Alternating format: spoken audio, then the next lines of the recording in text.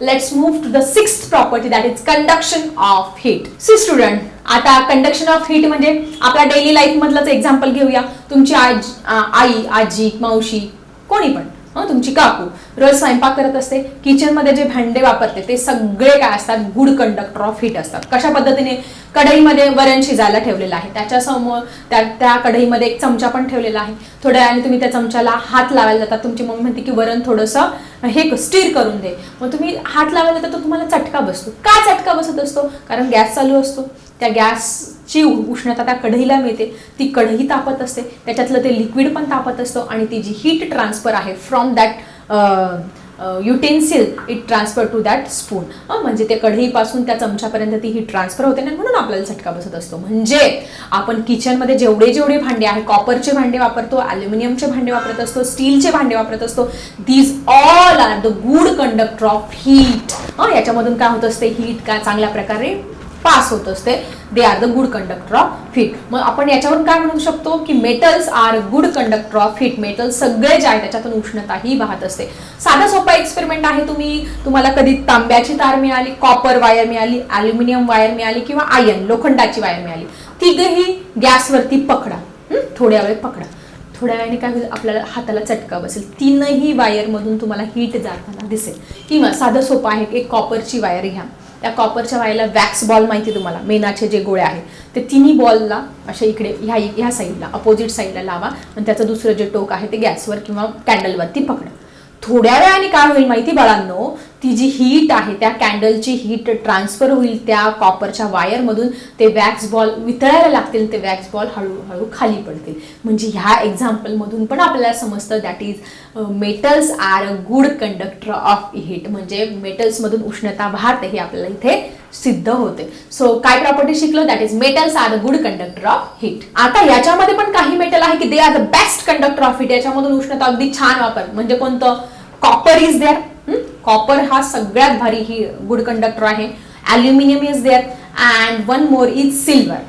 चांदीचे सुद्धा भांडे वापरतात काही जण. राजे रजवाड्यांच्या काळामध्ये चांदीच्या भांड्यांमध्ये स्वयंपाक वगैरे, चांदीच्या भांड्यांमध्ये जेवण वगैरे द्यायचे. Okay, they are the best conductor of heat. So copper, aluminium and the silver are the best conductor of heat. So I think ही प्रॉपर्टी पण तुमची क्लिअर झाली असेल. So student, let's see the next property, that is conduction of electricity. आता ह्या मेटलमधून electricity सुद्धा pass होते, म्हणजे विद्युत सुद्धा पास होते. इलेक्ट्रिसिटी पास होते कोणामधून? मेटलमधून पास होते. तुम्ही बऱ्याच ठिकाणी पावसाळ्यांमध्ये वगैरे ह्या विजेच्या तारा वगैरे आहे त्यांना धक्का लागून वगैरे बऱ्याच जणांचा मृत्यू झालेला, जनावरांचा मृत्यू झालेला ऐकला असेल. म्हणजे काय होतं, याच्यातून इलेक्ट्रॉनचा फ्लो, इलेक्ट्रिसिटी काय होत असते, ह्या वायर्स मधून फ्लो होत असते.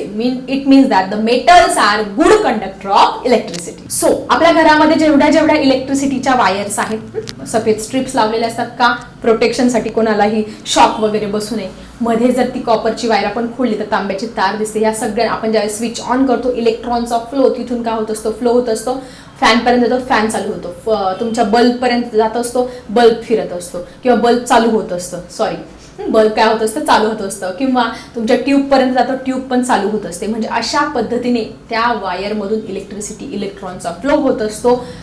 So all the metals are good conductor of electricity. So याला पण एक एक्सेप्शन आहे, तो म्हणजे लीड. लीड म्हणजे आपला पेन्सिलचं लीड सगळ्यांना माहिती आहे. तुम्ही तो लीडचा एक्सपेरिमेंट बघितला असेल. 2 पेन्सिल घ्यायच्या, त्याला वायर जोडायच्या, त्याला एलईडी बल्ब लावायचा, तो बल्ब लागत असतो. म्हणजे त्या ग्राफाईट मधून, त्या लीड मधून काय होत असते, इलेक्ट्रिसिटीचा फ्लो होत असतो. सो स्टुडंट, सगळे जे मेटल आहे ते आपली जी इलेक्ट्रिसिटी त्याचे गुड कंडक्टर आहे, except lead. It is a neither good conductor, it is neither bad conductor. त्याच्यातून तो गुड कंडक्टरही नाही, बॅड कंडक्टर नाही. मला लक्षात ठेवायचं, exceptional case. So in this way we studied the different properties of metals.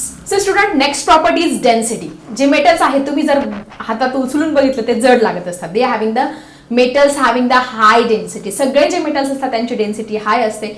Density all of mass upon volume is equal to density. म्हणजे density म्हणजे साधं एक्झाम्पल घेतलं की तुमचं लाकूड जे आहे ते पाण्यात टाकल्यानंतर ते पाण्यावरती तरंगतं, त्याची डेन्सिटी लो आहे. तेल पाण्यावरती तरंगतं, त्याची डेन्सिटी लो आहे. किंवा बर्फ पाण्यावरती तरंगतो. तेच तुम्ही 1 रुपयाचा कॉइन टाका, लोखंडाचा तुकडा टाका, ते खाली जातात कारण त्यांची डेन्सिटी काय आहे, हाय आहे. Because metals having the high density. पण याला पण एक्सेप्शनल आहे. 3 मेटल्स कोणते? सोडियम आहे तुमचा, पोटॅशियम आहे आणि लिथियम. जसे हे तुम्हाला सांगितलं की हे काय आहे, सॉफ्ट मेटल आहे सोडियम आणि पोटॅशियम. त्याच्यामध्ये अजून एक ऍड करा लिथियम, हे जे आहे एक्सेप्शन आहे, it having very low density. त्यांची डेन्सिटी काय असते, अगदी कमी असते. Generally all the metals having high density exceptional 3 metal sodium, potassium and lithium. लिथियमची डेन्सिटी तर एवढी कमी असते, किती असते, 0.53 gram per CC per cubic centimetre, एवढी डेन्सिटी असते या लिथियमची. Okay, so I think density पण क्लिअर झाली असेल. डेन्सिटी म्हणजे घनता.